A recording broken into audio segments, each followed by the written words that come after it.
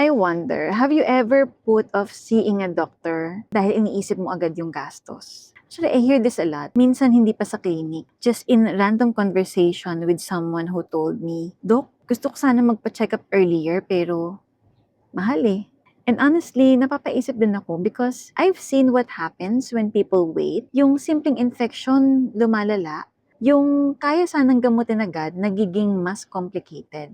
Not because you don't care about your health, but because you have to think about your budget first. And I get that. I've seen patients worry more about the hospital bill kaysa dun sa mismong sakit nila. I've seen families trying to find money habang lumalala yung condition or yung infection ng patient. And the hard truth is that hindi laging sapat, even with PhilHealth, even with HMO. And so people delay, not because they want to, but because sometimes they feel like they don't even have a choice.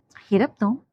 Sometimes I think, what if it didn't have to be this way? What if diagnostics were done early, medications are given on time, without fear kung magkano po ba yan? What if no one has to beg for funds just to get treated?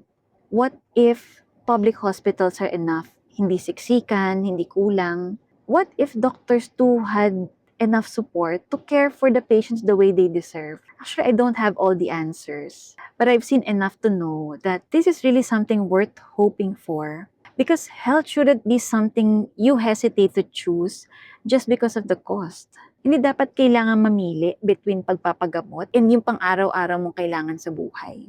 But I still do hope that one day getting the care you need won't feel like something you still have to fight for. And I also wonder, if you're in healthcare like me, what change are you still hoping for?